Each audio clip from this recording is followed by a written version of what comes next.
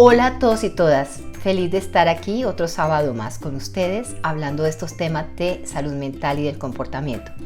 Muy agradecida por los que me están acompañando en esta comunidad y les invito encarecidamente a que se suscriban a mi canal, que activen la campanita para que puedan recibir el material que voy publicando cada semana y que participen. Porque todas estas vivencias, todos estos comentarios, todas estas experiencias nos ayudan a hacer comunidad y nos ayudan a vencer el estigma. Que este sea un espacio para ustedes, para la discusión, para aclarar dudas y para tener de pronto una visión diferente de lo que es la salud mental.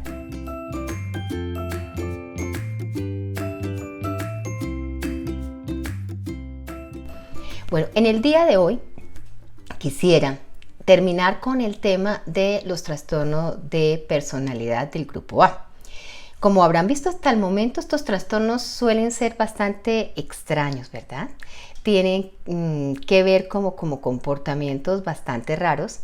Y tenemos el primero que vimos, que fue el trastorno esquizoide de la personalidad, donde el individuo tiene grandes dificultades para vincularse con los otros porque definitivamente no le interesan los otros. Piensa que se sobra y se basta a sí mismo y tiene grandes dificultades con las relaciones interpersonales, de pareja, etc. Tenemos el segundo, que fue el paranoide, en donde hablábamos de que este se señala básicamente por la sospecha de que el otro quiere hacerles daño, que les quiere perjudicar de alguna u otra manera, y obviamente relacionarse con personas que tienen este patrón de comportamiento y pensamiento continuo suele ser muy difícil, generar mucho sufrimiento. Hay muchos celos en las relaciones de pareja y pueden haber momentos muy difíciles, mucha violencia, etc.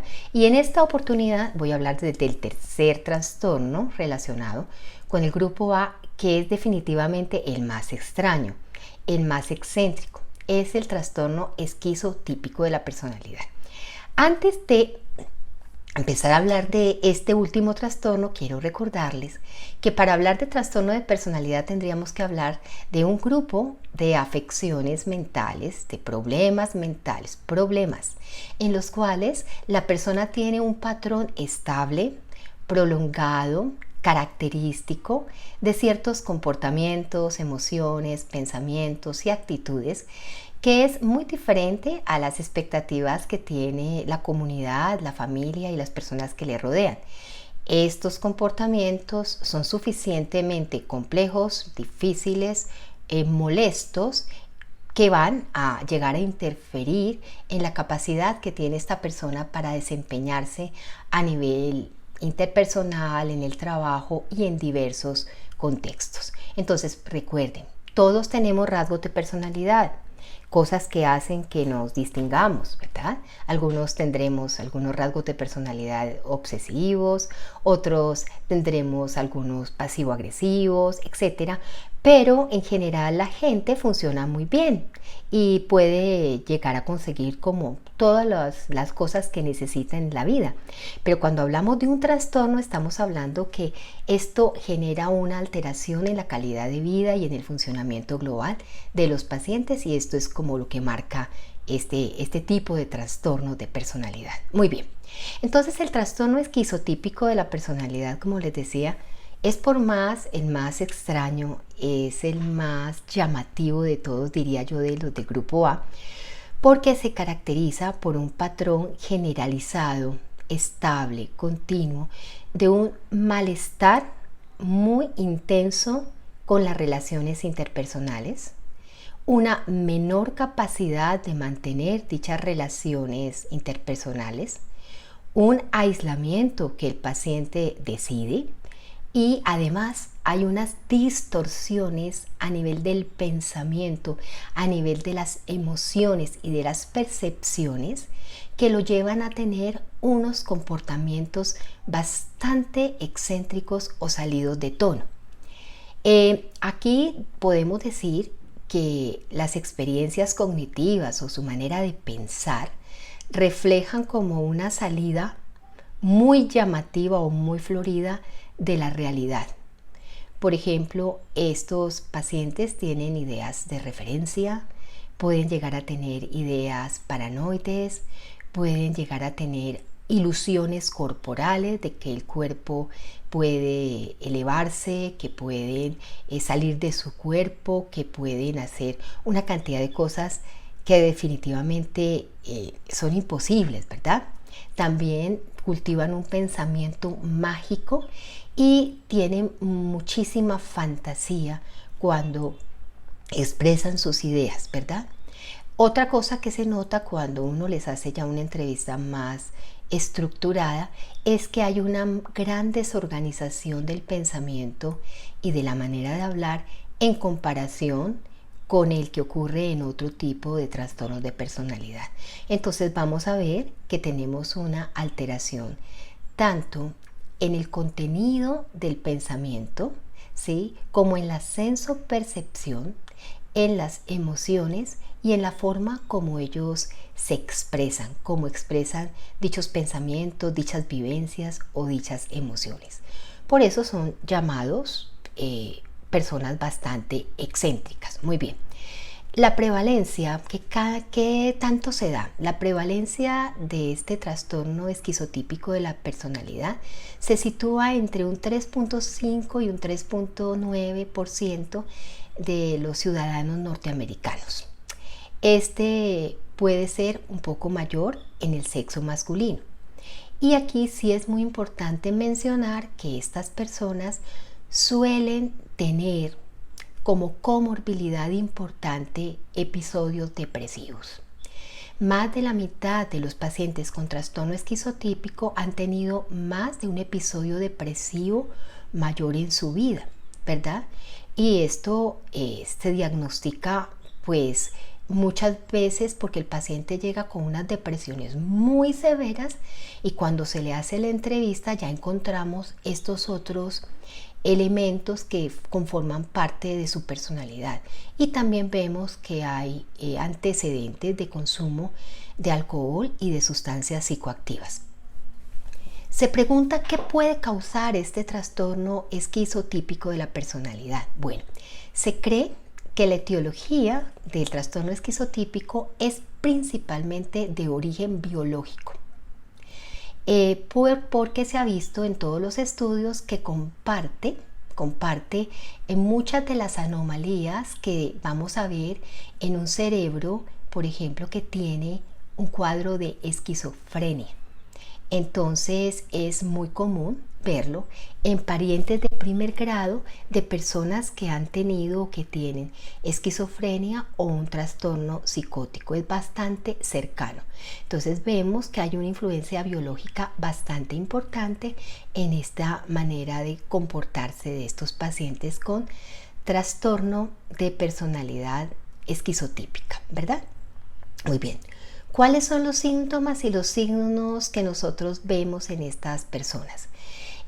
No tienen amigos, ni cercanos, ni personas confidentes, a excepción de uno que otro familiar de primer grado con el que han tenido como confianza toda la vida. Uno nota que sienten una gran incomodidad al relacionarse con la gente, interactúan con las personas porque es obligatorio hacerlo. Prefieren no hacerlo porque dicen que se sienten diferentes. Ese dato es muy importante. Ellos dicen, somos diferentes, yo soy diferente y no encajo aquí. Estas personas no alcanzan a entender mi potencial, lo que yo soy, es mi manera de pensar. Incluso devalúan a las personas que están al lado porque consideran que son completamente incapaces de comprenderlos. Sin embargo, cuando uno los pregunta qué sienten con la soledad, ellos dicen que les gustaría tener más personas como ellos al lado para que los entendieran y para poder interactuar y hablar de las cosas que a ellos les gusta hablar. Uno nota que las relaciones sociales son bastante ansiosos, especialmente cuando se enfrentan a personas que no son familiares, ¿no es cierto? Y pasar más tiempo en una situación social no les alivia este tipo de situación. Por lo tanto, uno ahí puede hacer un diagnóstico diferencial con la fobia social, porque estas personas, a pesar de que intentan desarrollar habilidades sociales y estar con las demás personas, no responden muy bien a esto y se siguen sintiendo fatales, se siguen sintiendo mal. Pero aquí lo importante es que ellos dicen no encajo y las otras personas no me entienden, entonces me siento incómodo y me quiero ir. No dicen, por ejemplo, no estoy con ellos porque me da miedo de que de pronto se burlen de mí o porque siento que de pronto voy a meter la pata. No, no es una ansiedad social, es un rechazo al otro. Es un rechazo claro al otro porque se sienten excluidos. Aquí hay un tema que es muy, pero muy interesante, y es que estas personas interpretan en forma muy errónea los sucesos ordinarios y le adjudican un significado especial para ellos. Por ejemplo, tienen esas famosas ideas de referencia de las que ahora les voy a hablar. Suelen ser personas muy, muy supersticiosas que creen que tienen poderes sobrenaturales, paranormales, que les permiten detectar eventos antes de que sucedan, leer la mente de la persona, estar, por ejemplo, en contacto con los muertos, poder comunicarse con, tener experiencias cercanas de tercer tipo con extraterrestres. Son personas que dicen poder leer de pronto el sentido de la naturaleza, que entienden el lenguaje de los animales, etcétera. Cosas que pueden ser vistas para los otros como bastante excéntricas, y cuando tú entras a ver los gustos y las preferencias siempre vas a encontrar que buscan elementos como la tabla Ouija, como las cartas, como el tarot, como muchas de estas cosas, o como medios por los cuales puedan comunicarse como con el más allá o tener este tipo de experiencias paranormales. Muy bien. Ellos pueden tener la idea de que tienen un control mágico sobre todo lo que sucede, sobre lo que piensan los demás. Ellos llegan a pensar que a veces pueden inducir a otras personas a que hagan cosas determinadas que cambien el curso de la historia, o se la pasan haciendo rituales mágicos para prevenir el daño. A veces se rodean de animales que consideran que tienen determinado tipo de energía. Muchas veces tienen dentro de sus espacios elementos que para las demás personas suelen ser inauditos y bastante raros. El habla en ellos suele ser bastante afectada, no hablan como la gente en general, suelen ser muy abstractos, muy crípticos, es como si estuvieran hablando con doble sentido, y cuesta trabajo detectar ese curso y ese contenido del pensamiento.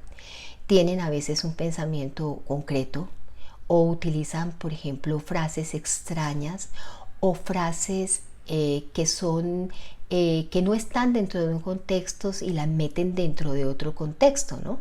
Los pacientes con este trastorno de personalidad esquizotípico se visten bastante extraño, con colores muy llamativos, suelen ser descuidados, se ponen ropa que no les queda muy bien.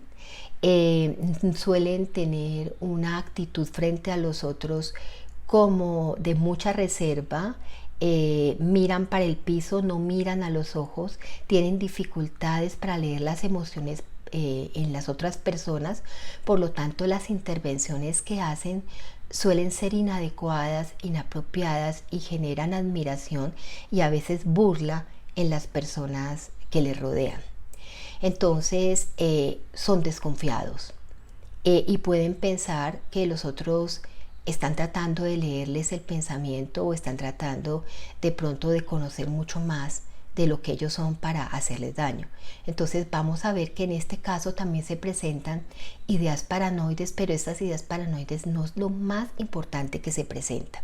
Entonces, para mirar cuáles serían los criterios diagnósticos, uno llegaría a hacer un diagnóstico de esta patología. Lo primero es que tenemos un patrón persistente de malestar intenso en las relaciones interpersonales cercanas y una gran disminución de la capacidad de establecer vínculos o relaciones con los demás porque dicen que no encajan y que se sienten diferentes y que las demás personas no son capaces de entender su potencial.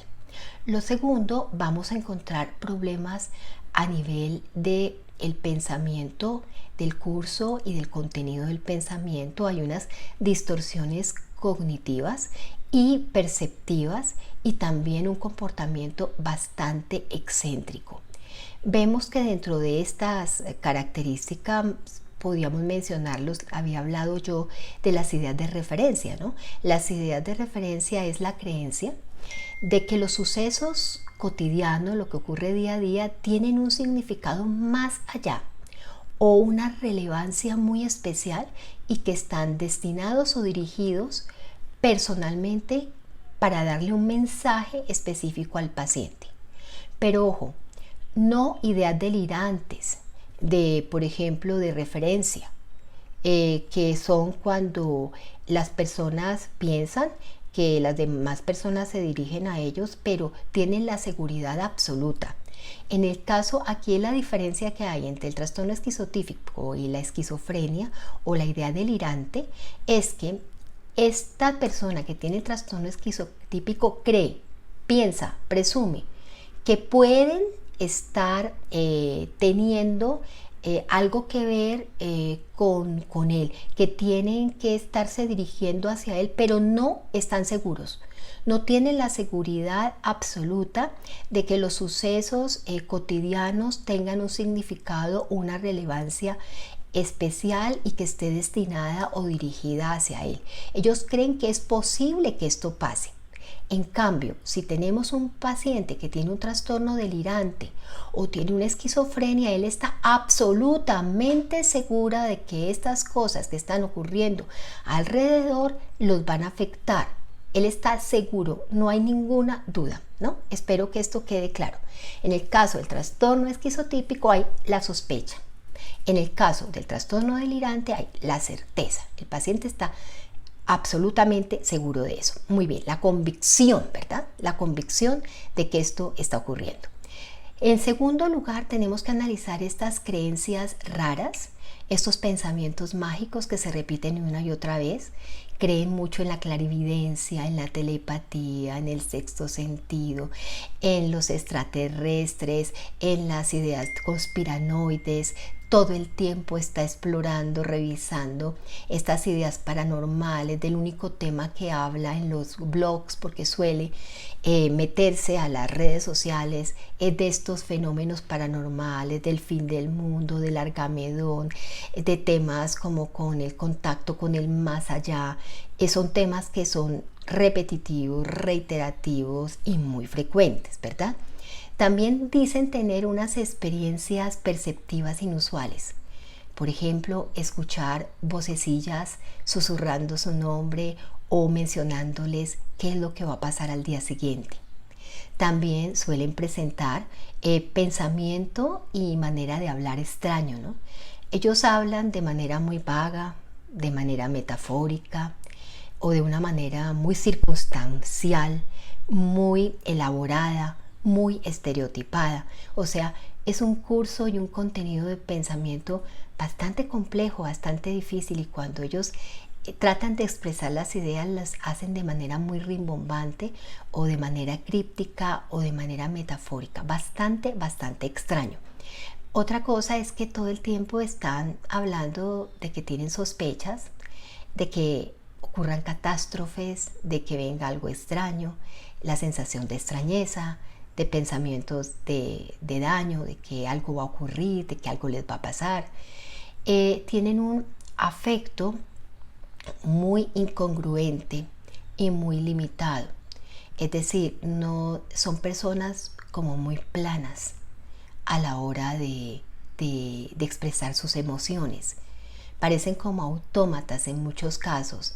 Entonces uno dice, esta persona está como robotizada muchas veces.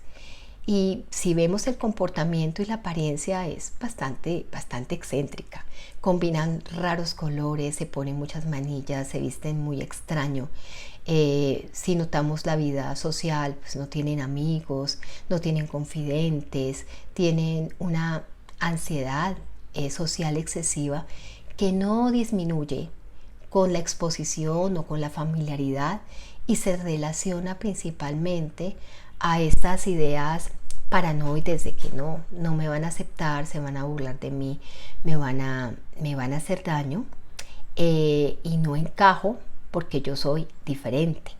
Entonces aquí es muy importante ver que todas estas características, el hecho de rechazar a los demás, el hecho de vivir en un mundo mágico, en un mundo de fantasía, el hecho de tener un comportamiento extraño, donde se visten de manera extraña, de tener grandes dificultades para expresar sus emociones y para expresar sus pensamientos, porque lo hacen de una manera muy rara, hacen que las personas los vean definitivamente como personas raras, como bichos raros, y hacen que de alguna manera sean rechazados y no puedan obtener pues todos los cuidados que deberían obtener, ¿verdad?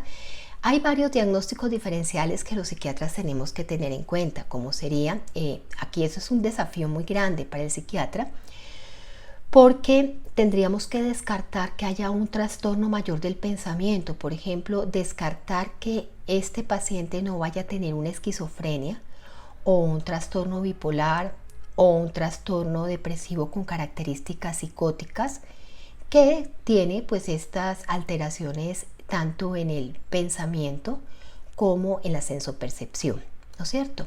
Entonces para eso se hace una muy buena valoración, se mira mucho la historia, se mira mucho la intensidad de los síntomas para poder decir, no, este señor no tiene una esquizofrenia, ni tiene un trastorno delirante, ni tiene un trastorno, una depresión psicótica, pero para eso se necesita una muy buena valoración clínica.